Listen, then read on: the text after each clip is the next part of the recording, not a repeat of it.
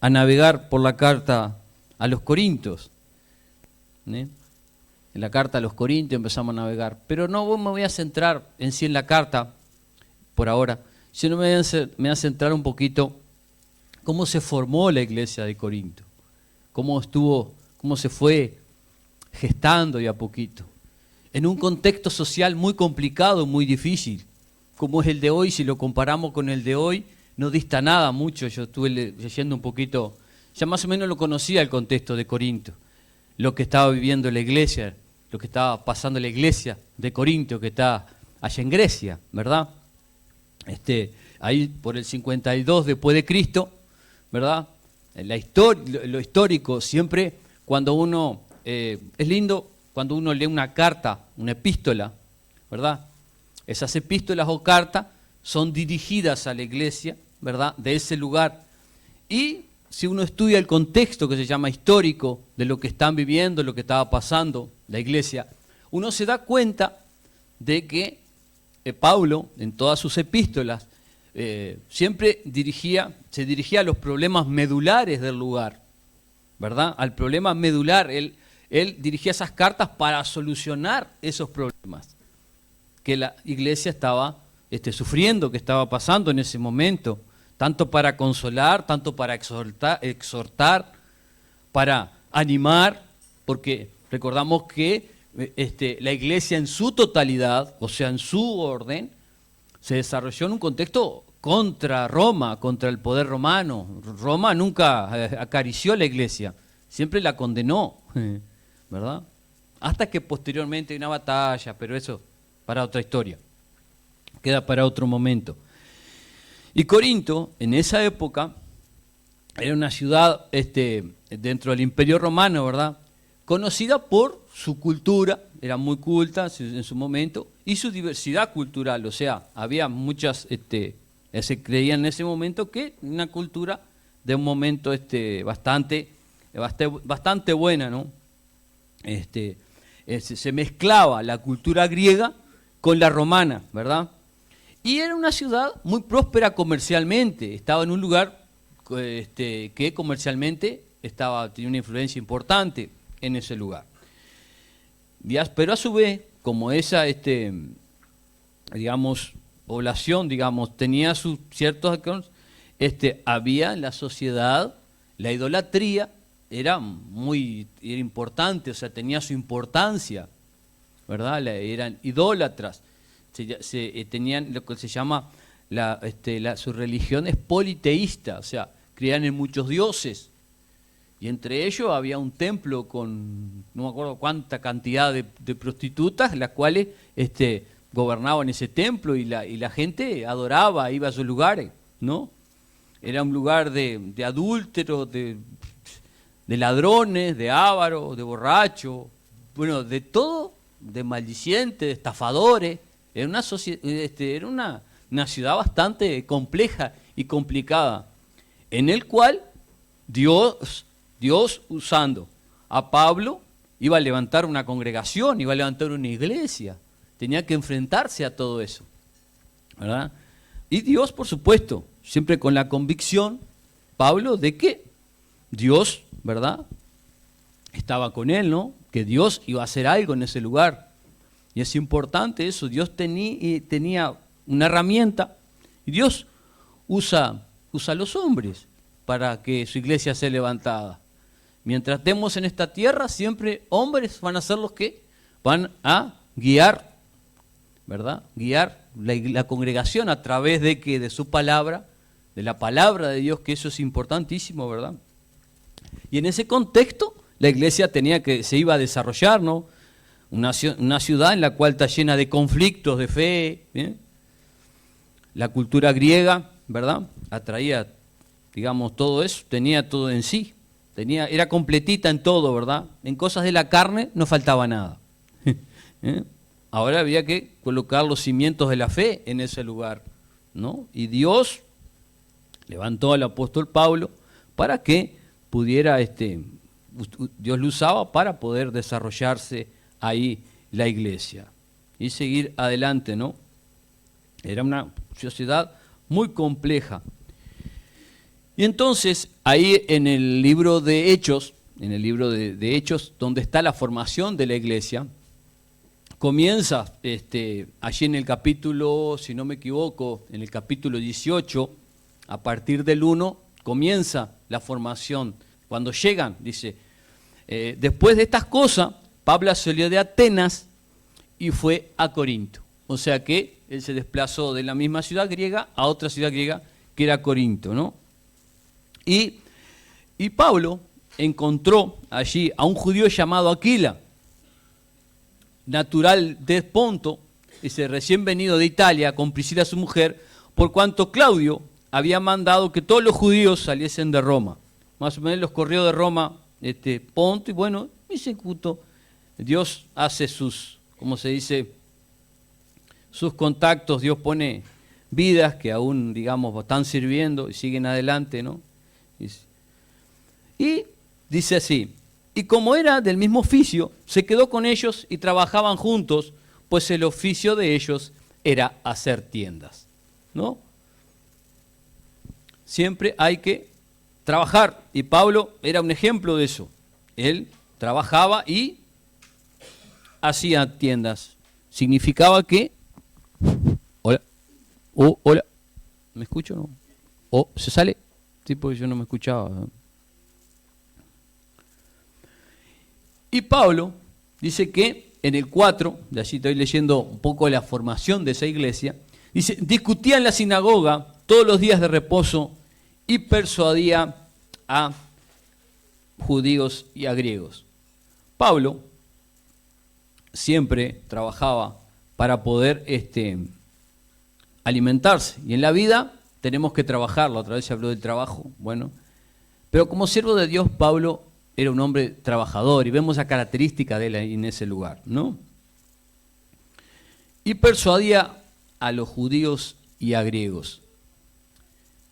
El evangelio del Señor es persuadir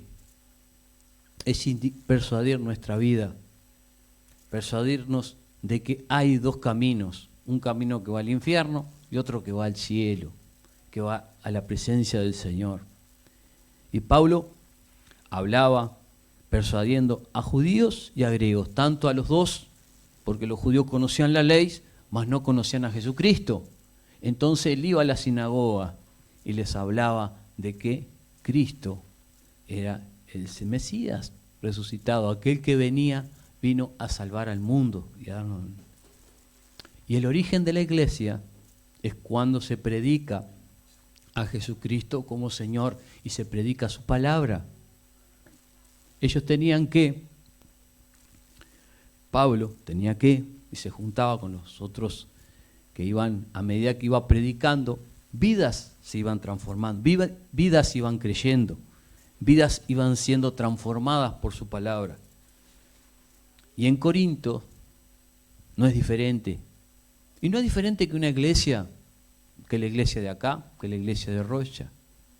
Vidas que Dios usa, se van compartiendo el mensaje, vidas que van creyendo, que van aceptando a ese Cristo, y la iglesia se va formando a partir de ahí, ¿verdad? Siempre fue así y siempre será así y seguirá siendo así.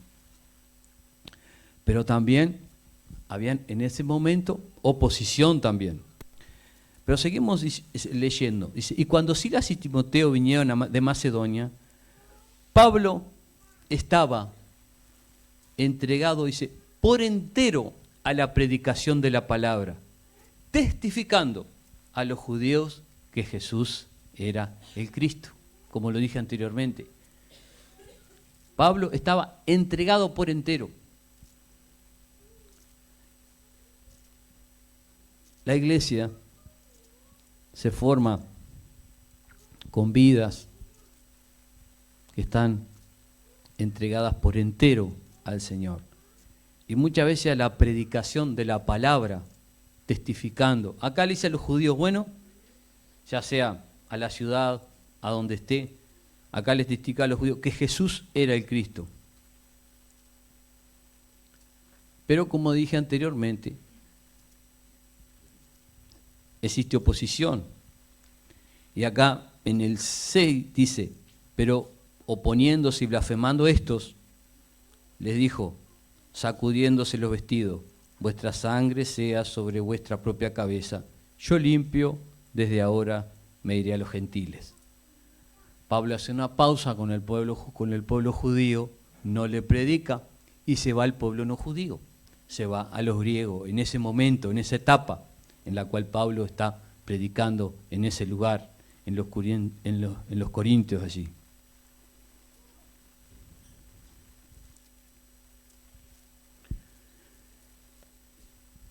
Pero vidas, algunos hay oposición. Cuando hablamos del Señor, no es todo rosas, hermano. Vamos a tener oposición de todos nuestros lados. Que Dios nos dé esa fortaleza y ese ánimo de cuando hablamos del Señor, seguir adelante. No desmayemos, hermano, no nos entreguemos. Cuando uno es testigo del Señor y está convencido de eso, de que es la verdad, que Cristo es el camino, la verdad y la vida, la vas a repetir en cualquier lugar. No vas a tener temor, porque Dios te va a respaldar, así como Dios respaldó a Pablo. Y Dios te va a animar, no te va a desamparar, sino que te va a animar a que lo sigas haciendo. Pablo sabía quién era Cristo, conocía su poder, su autoridad, y vivía lo que hablaba. Él vivía lo que Cristo era. Tenía la frase, como decimos recordando, para mí, decía Pablo, vivir es Cristo y el morir es ganancia. Decía, para mí el vivir es Cristo, decía Pablo, y el morir es ganancia. O sea, él, la muerte, no le tenía miedo a la muerte porque sabía dónde iba.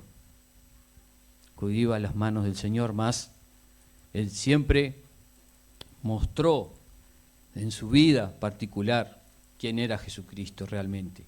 Lo vivió, lo sufrió cuando lo castigaron, mas él enseñó la verdad. Y acá en Corinto también enseñaba, ¿no? Y estaba totalmente entregado en el servicio al Señor.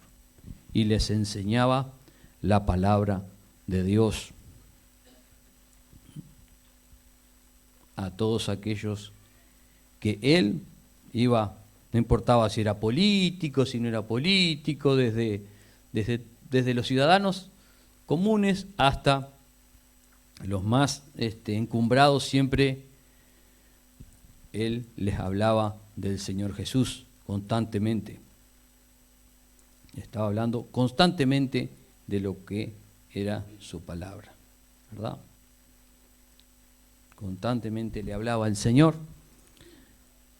Dios siempre también lo animó porque en esta ciudad, en cierto momento, ¿no?, tuvo una visión, la cual como se dice, apareció en sueños, vio un sueño en visión, que Dios le decía, bueno, no te desmayes, sigue compartiendo el mensaje, no desmayes, sigue compartiendo la palabra, no te entregues, sigue compartiendo el mensaje, no desmayes, sigue adelante. Y eso se encuentra en el 9, en el versículo 9 del 18 de Hechos.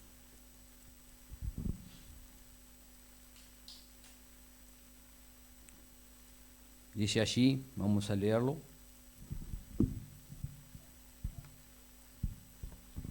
Entonces el Señor le dijo a Pablo en visión de noche, no temas, sino habla y no calles, porque yo estoy contigo y ninguno podrá sobre ti la mano para hacerte mal, porque yo tengo mucho pueblo en esta ciudad. Cómo Dios contemplaba las necesidades, porque cuando Dios nos habla, ¿es para qué? ¿Qué hizo ahí con respecto a Pablo? Lo animó. No te entregues, sigue adelante. ¿Y cuántas veces Dios viene a nosotros y nosotros con desanimados, cabizbajos, con problemas? Sigue adelante, sigue adelante. No te entregues, aunque el enemigo levante la polvareda y eche humo alrededor de nosotros. Dice que anda, Él anda como león rugiente. ¿Cómo? León rugiente, buscando a quien devorar. Es como nomás. Es como. Echa humo, te hace mucho, ruge en la vuelta.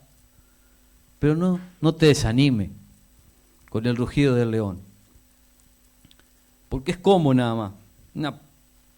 Él está ahí. No te entregues, no te desmayes, sigue adelante. No pierdas lo que Dios te ha dado. Hoy estoy hablando del agradecimiento.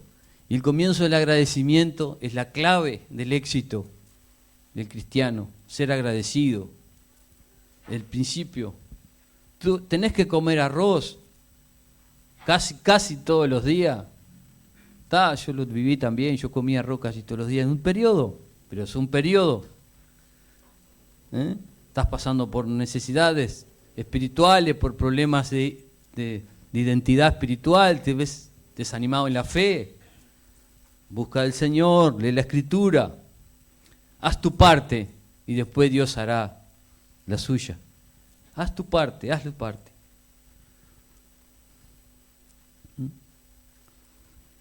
No te entregues, no temas, ni desmayes, le decía Josué. ¿Por qué? Porque yo soy tu Dios y estaré contigo donde quiera que tú vayas. ¿Verdad? No desmayes, no te entregues.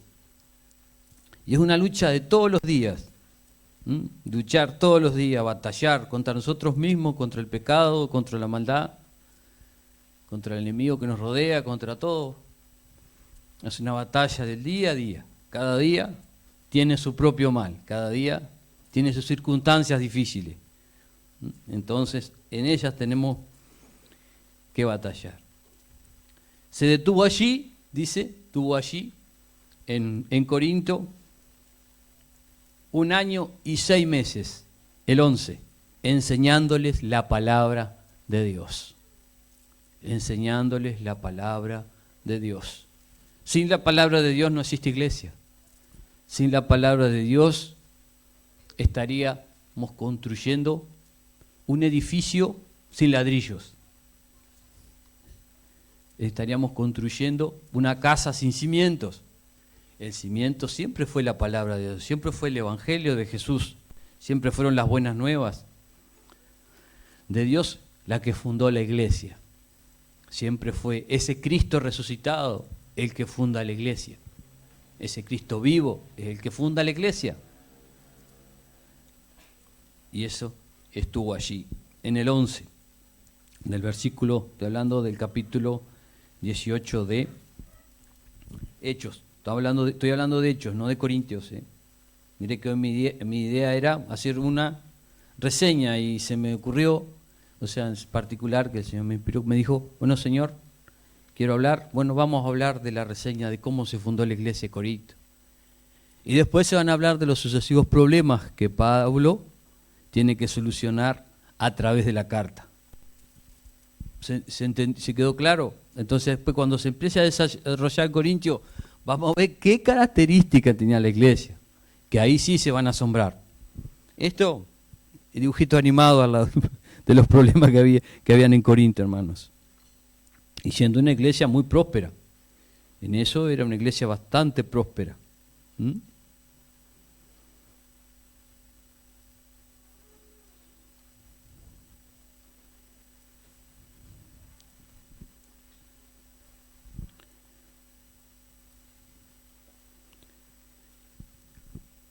Y siguió Pablo. Dice, pero siendo en Acaya, encontró a un procónsul, el procónsul Galión, procónsul Yugalión, algo así, perdón. ¿Alguien puede buscar, por favor, el 12 del capítulo 18? Porque no sé si es que Galión procónsul, dice, no, está, Galión procónsul de Acaya, de Grecia. Ese Galión famoso se levantó contra Pablo, se levantó contra Pablo y lo llevaron a un tribunal. Los problemas tarde o temprano iban a venir. No se dejaban esperar, no iban a dejar que Pablo siguiera. Entonces el procónsul se levantó y lo llevaron a un tribunal, a juicio, ¿no? Pero Pablo siempre andaba con las dificultades, con los romanos, cuando eran los romanos, eran los judíos, cuando no judíos, bueno, se levantó y lo llevó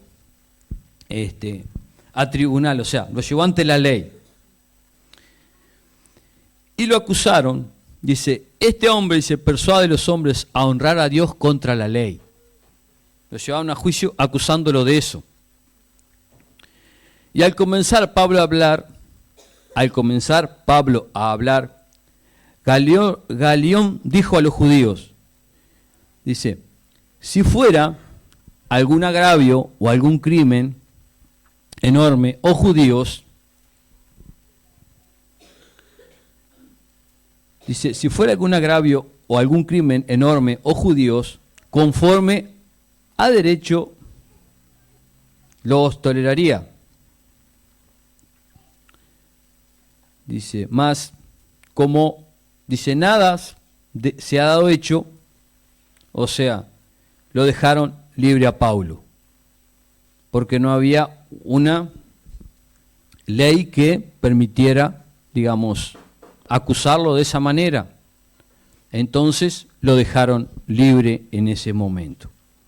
Lo dejaron libre hasta que siguió su vida y ya se traslada, después posteriormente se traslada a otra de las ciudades. Y no me acuerdo cuál es, si es que se traslada a Éfeso, pido disculpas, no me acuerdo si se traslada a Éfeso o se mueve ya de la ciudad para poder seguir su trayecto predicando la palabra de Dios, predicando lo que Dios le había ordenado. Ahora vamos a entrar en la carta, sí. Ahora entramos en 1 de Corintios y vamos a leer del 1 al 9.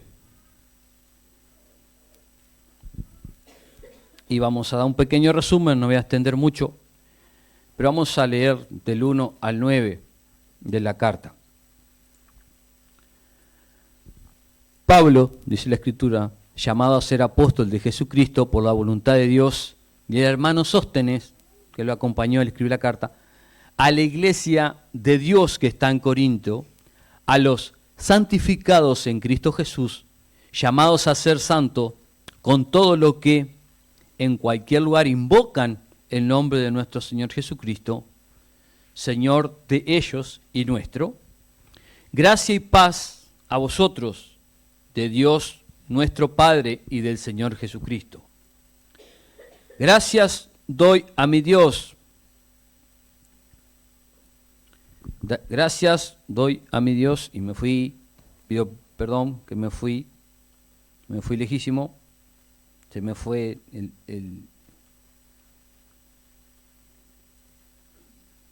me fui de la carta, perdón.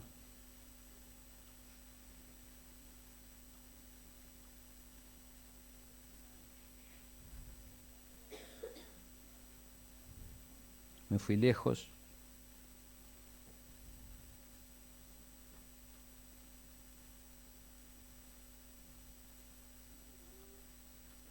Ahora sí.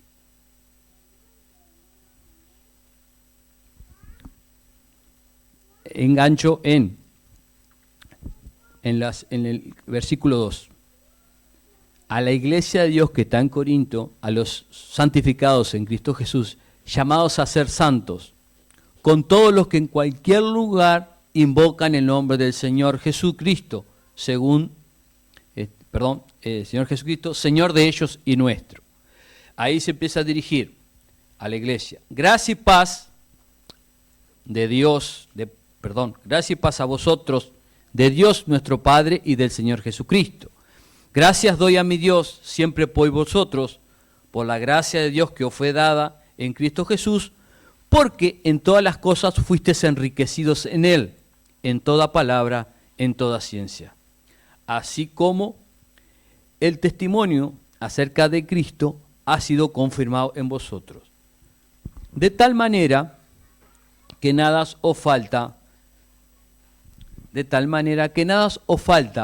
en ningún don, esperando la manifestación de nuestro Señor Jesucristo, el cual también os confirmará hasta el fin, para que seáis irreprensibles en el día del Señor Jesucristo.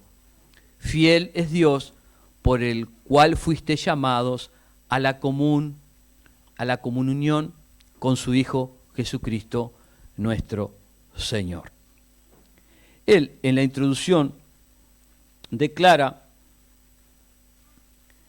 unas cositas importantes, muy importantes. Dice así, en el versículo segundo de Primera de Corintios, dice: a los santificados en Cristo Jesús, y lo reitera, llamado a ser santos, con todo lo que en cualquier lugar invocan el nombre de nuestro Señor Jesucristo, Señor de ellos y nuestro.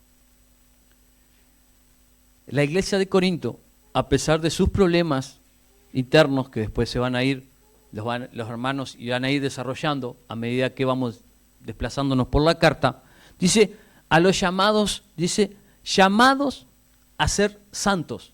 Es interesante. Primero dice, a los santificados en Cristo Jesús. Después, a ser llamados a ser santos, dice, con todos los que en cualquier lugar invocan el nombre de nuestro Señor Jesucristo. O sea, no solo habla de la iglesia en Corinto, que son llamados a ser santos, ¿verdad? Sino que también con quienes invocan tu nombre alrededor del mundo, ¿no? Con todos los que en cualquier lugar invocan el nombre del Señor Jesucristo. Y es clave, y esto es sumamente importante, porque después que uno conoce al Señor Jesucristo, somos llamados a ser santos.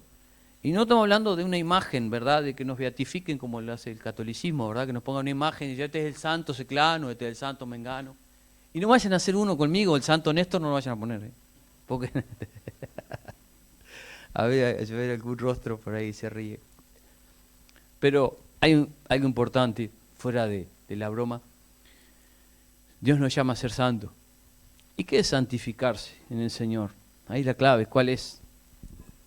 Somos apartados para su servicio, somos apartados para hacer la voluntad de Dios, somos apartados para invocar su nombre, como dice, con todo lo que cualquiera invoca el nombre del Señor Jesucristo, es llamado a ser santo.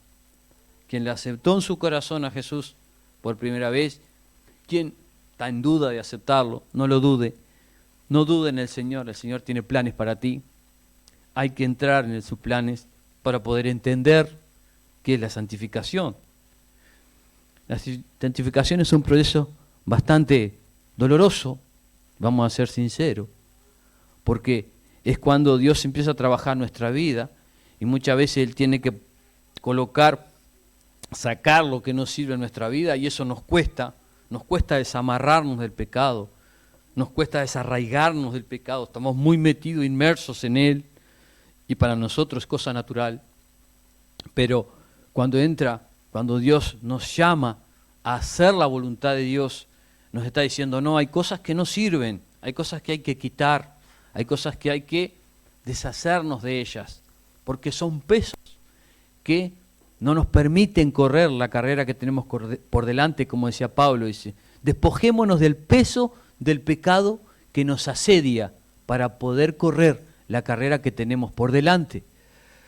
Para caminar en el camino del Señor tenemos que sacudirnos, quitarnos lo que nos sirve, el pecado y nuestra maldad en nuestro corazón y colocar un corazón diferente que Dios, a medida que nosotros le vamos dando lugar, ¿verdad?, a ese Dios hermoso, eterno, precioso que tenemos, va desalojando de nuestra vida la maldad que está en nuestra alma, en nuestro corazón, para colocar cosas nuevas. Se dice que la oscuridad es ausencia de luz. Si la física alguien esté un poquito o algo, alguna vez tuvo una oportunidad de hacer, dicen que la oscuridad es ausencia de luz. Donde no hay luz, ¿qué hay? Afuera vemos que está oscuro. ¿Por qué?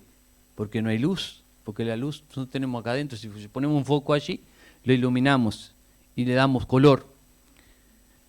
Y el corazón muchas veces también está oscuro. ¿Por qué? Está oscuro por ausencia de luz. Y dijo Jesús, yo soy la luz del mundo. Y el que en mí no andará en tinieblas y tiene la luz de la vida.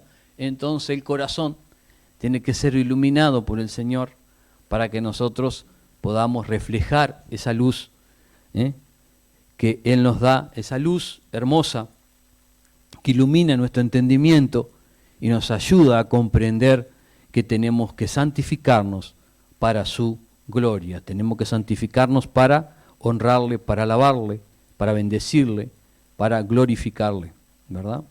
Ese Dios quiere que nuestra vida refleje la luz de Él. Y la única forma es que esa luz ilumine nuestro corazón y nos permita entender y nuestro entendimiento esté muy abierto, se abra a lo que Dios quiere hacer en nuestra vida. Él golpea. ¿Quién le abre? Sos tú, soy yo, sos tú. Él golpea, Él quiere iluminar. Le dice, ¿estás ahí, Néstor? Ah, ¿estás? Bueno, quiero que tú te santifiques y sirvas al Señor cada día. Así que esa es nuestra responsabilidad delante de Él, santificarnos para poder servirle, para poder ser útil a sus propósitos.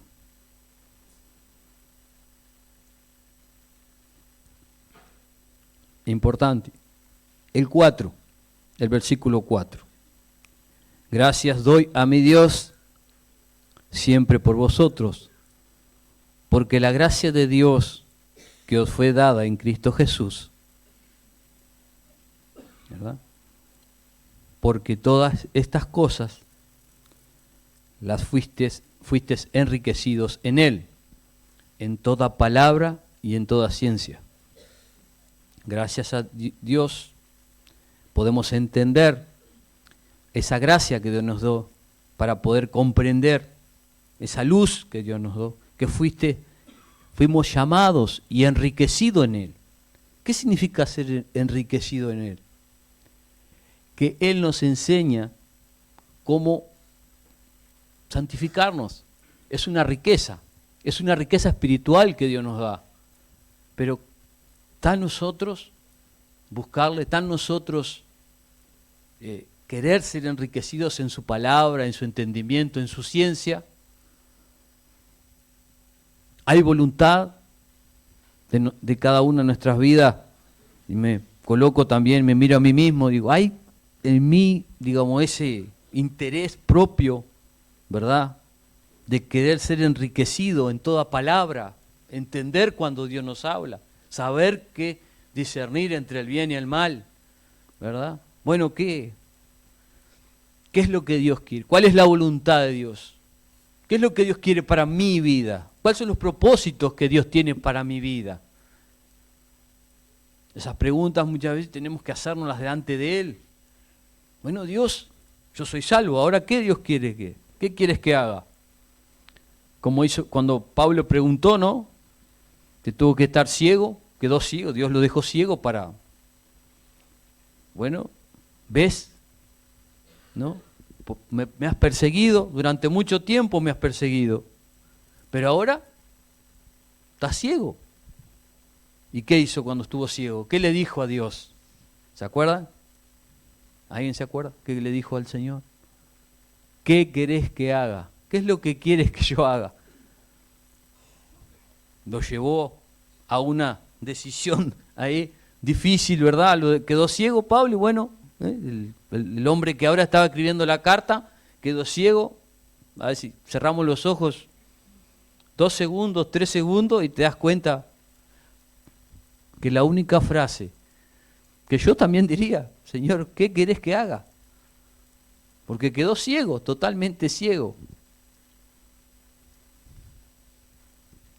Hasta que Dios, en su infinita misericordia, pues ya lo tenía escogido, obvio, recobra la vista y es un gran siervo de Dios, un gran servidor del Señor, que nos dejó estas cartas para que hoy pudiéramos ser enriquecidos en toda palabra y toda ciencia, para ser testimonio de un Jesús vivo y un Jesús que nos ama y un Jesús que desea lo mejor para cada una de nuestras vidas.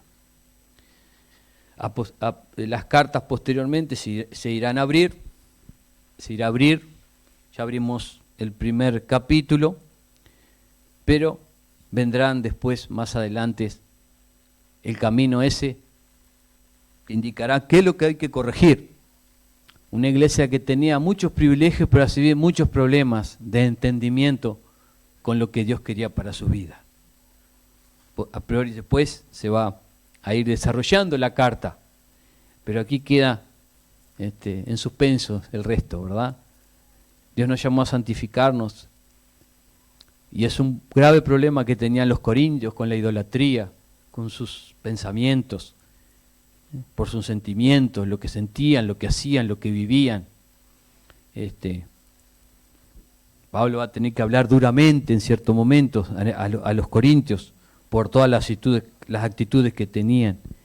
Y muchas de esas actitudes van a reflejar lo que realmente el ser humano es y lo que somos realmente, para poder corregir lo que estaba mal en la iglesia de Corintios. Hermanos, Dios es fiel, Dios desea lo mejor para nuestra vida, Dios nos ama. Y cerramos con el 8 y el 9, el cual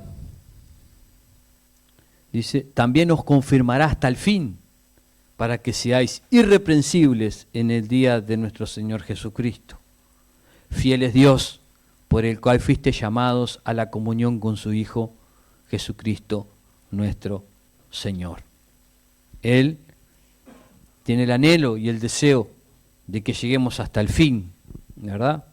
Hasta que, ya sea que Él venga a buscar a su iglesia y partamos con Él, o que nosotros, con el paso del tiempo, del polvo eres y al polvo volverás, y cada uno en su corazón solucione las cosas y partamos con Él en paz. Fiel es Dios, en el cual nosotros fuimos llamados a comunión con su Hijo Jesucristo, nuestro Señor.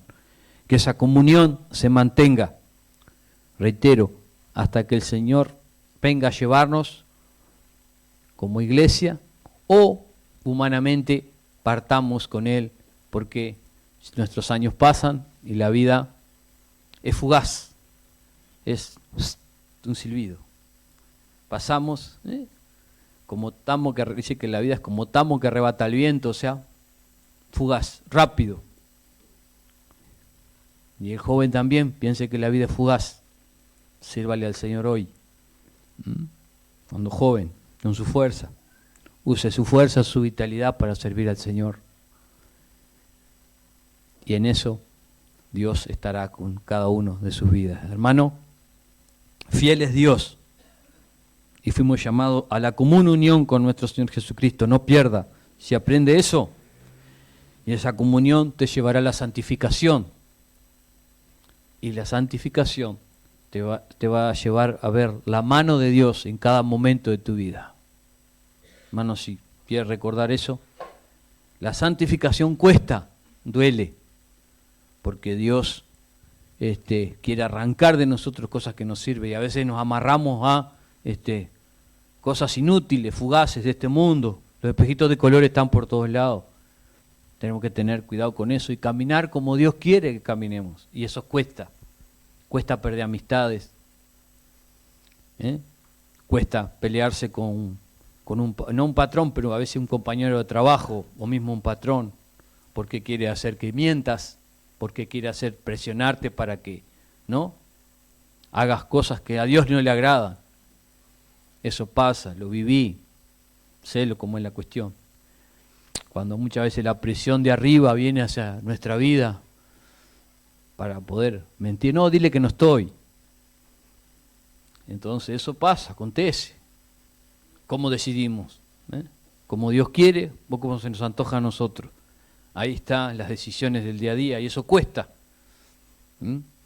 Cuando uno le habla del Señor a vidas, cuestan decir, no, pero estás loco. Y bueno, ¿Estás seguro que estoy loco? Razona bien, piensa bien, medita. ¿Estás seguro? Porque el ser humano mira al revés las cosas. En vez de mirar lo bueno, a lo bueno llama malo y a lo malo llaman bueno. Analicemos delante del Señor, asincerémonos con Dios y va a ver que es así. El ser humano a lo malo llama bueno y a lo bueno llama malo. Hermanos, Dios le bendiga ricamente y espero que el Señor haya hablado, que el Señor le haya tocado de alguna manera en su palabra, ¿verdad? Que es lo que uno anhela como hombre de Dios, que la palabra de Dios haga morada en las vidas de aquellos que escuchan la palabra, porque por eso que la palabra, ¿no? Porque la fe viene por el oír y por el oír de la palabra de Dios. Así cuando nosotros la leemos o la escuchamos, ella debe edificar nuestra vida. ¿Para qué? Para que nuestra comunión con Dios sea genuina y real y podamos santificarnos de real manera, genuinamente, y honrar a Dios como Él le agrada que le honremos. Vamos a orar a Dios y vamos a entregar este tiempo. Padre bueno, sabemos que nuestra vida es inútil si tú no estás, Señor. Bendice a tu iglesia, Señor. Bendice a quien está comenzando el camino. Bendice a aquellos que ya más o menos ya caminamos, hemos caminado parte de nuestra vida junto a ti, mas tú todavía nos sigues enseñando. Y que muchas veces vemos que cuando más te conocemos, más lejos es la santificación. Cuando más te conocemos, muchas veces esas son más las exigencias. Pero tú permíteme, Señor, en tu gracia, en tu plenitud, en tu amor, en tu palabra, en tu consejo, Señor, ser fieles a ti. Padre, te necesitamos siempre, siempre te necesitamos, en cada momento, cuando estamos sonriendo, cuando estamos tristes, cuando tenemos problemas, cuando no los tenemos. Pero sabemos que tú estás. Sabemos que tú estás ahí, Señor, para extendernos la mano, para darnos un apoyo siempre. Gracias, Padre, por tu iglesia. Bendice a los líderes que te sirven, bendice a aquel que está sirviéndote, aquel que no te sirve mucho, pero tú estás trabajando en él, lo estás inquietando para que te sirva. Dale valor para enfrentar las circunstancias, dale valor para estar a las decisiones correctas delante de ti. Aquellos que tienen que decidir cosas importantes en el tema trabajo, extiende tu mano de poder y ayúdales, Señor, dales el consejo adecuado, guíalos en lo adecuado, Señor, para que ellos puedan tener la decisión que te agrada a ti. Aquellos que están estudiando, Señor, que están en el estudio, que están preparándose para trabajar en su área secular. Señor, guíales, Señor, a que ellos puedan, Señor, tenerte en cuenta a ti para las decisiones y tú les puedas estar guiando, Señor, en todas esas decisiones importantes. Guía a tu iglesia, guía a los líderes, guía a quienes sirven los jóvenes, quienes sirven los niños, quienes sirven los hombres, quienes sirven las mujeres. Dale sabiduría, dale que tu Espíritu Santo le guíe en todas las decisiones que tiene que tomar, en todas las clases, en todo, Señor.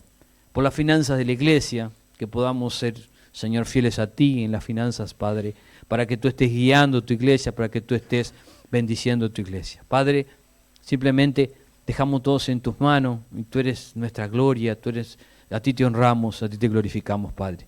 Que simplemente tú estés honrado hoy y que esa sea la oración de agradecimiento que tú deseas, que tú anhelas, Señor, que seamos agradecidos en ti y que tú estés edificando a tu pueblo. En el nombre de Jesús, amén.